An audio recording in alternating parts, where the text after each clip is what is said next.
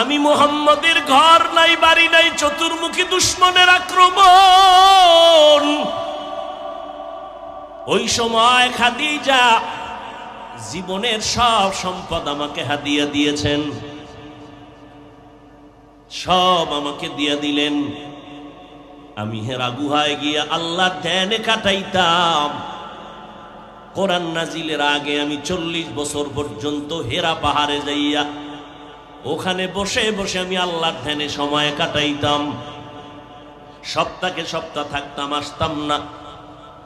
আমার স্ত্রী খাদিজা পাথরওয়ালা পথ পেরিয়ে, জঙ্গল পেরিয়ে একা একা মহিলা মানুষ ওই পাহাড় বেয়ে বেয়ে উঠিয়া আমার সামনে নাস্তা নিয়ে হাজির হয়ে যাইত। আমি খাদিজার কথা ভুলতে পারি না। আমার দুশমন কওমের লোকেরা আমাকে 3 বছর গৃহ বন্দী করে রেখেছিল। আমাকে শিয়াবে আবু তালিবের মধ্যে বন্দী করেছে, গৃহবন্দী। খানাও দেয় না, পানিও দেয় না। আমি এত কষ্ট পাই, আমি গাছের পাতা ছিঁড়ে ছিঁড়ে তারপরে খাই। আমি গাছের পাতাগুলো চাবাইয়া চাবাইয়া পেটের ক্ষুধা নিবারণ করেছি রে আয়েশা।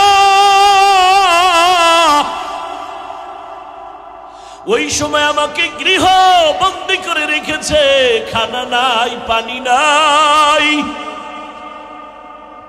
কিন্তু খাদিজার উপরে কোনো হুলিয়াজারি নেই, খাদিজা স্বাধীন। কিন্তু কেমন আমার বিবি ঘর সারিয়া খানা দানা বন্ধ করে। আমি মুহাম্মদের মায়ায় খাদিজাও আমার সাথে আইসা শিয়াবে আবু তালিবের মধ্যে আমার সাথে একসাথে দিন রাত কাটায়। আমিও গাছের পাতা খাই, খাদিজাও গাছের পাতা খাই। এরে আয়েশা, কোনদিন আমার খাদিজাকে নিয়ে কোনো কথা বলবা না, আমি বরদাস্ত করতে পারি না রে আয়েশা।